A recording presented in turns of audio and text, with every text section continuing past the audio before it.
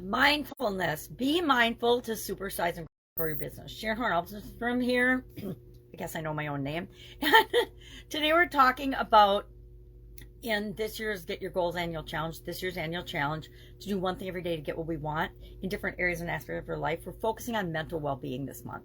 And today's topic is mindfulness. Well, mindfulness is being aware of what our thoughts are, being accepting of what our thoughts are, and then taking action accordingly. There's all kinds of advantages to being in the present moment, paying attention.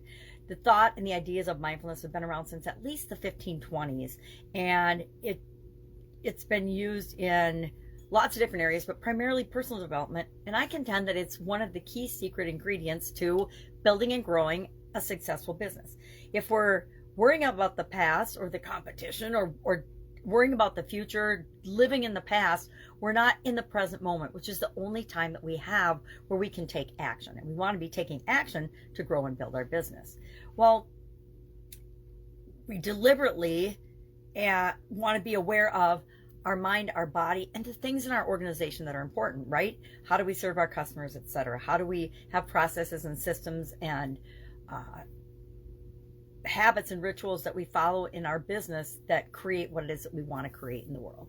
So, curious today, how present and aware are you of the current situation, the current moment? One of the things that I've found a lot in my practice and in my businesses over the years is that culture and the environment that our business is, how we perceive it, is often very different than how other people in the organization perceive it.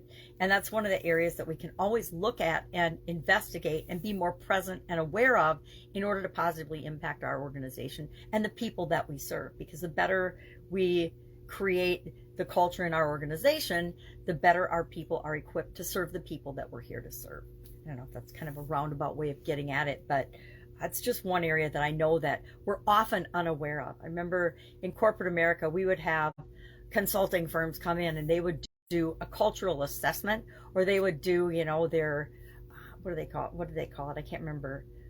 Health of the organization type surveys and audits. And we would find, usually the bigger the company, the more interesting things we would find, and the more things we would find that we couldn't believe were going on in our organization because we had just not been aware of them.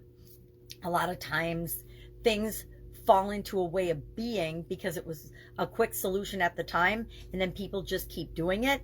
But what was a quick fix worked a few times, but they made it a habit, and it was a bad habit. It wasn't the best way to solve the problem or fix something, and then it just goes throughout the entire organization. And then you hear things like, well, that's just the way it is. That's the way we've always done it.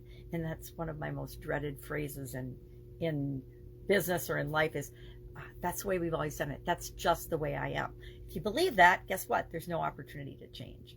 So curious, how present are you in your day-to-day operation? And not just the day-to-day operations, but in what your role is in building and supersizing your business. Are you focused on the future? Are you paying attention to the present moment and how you can impact that?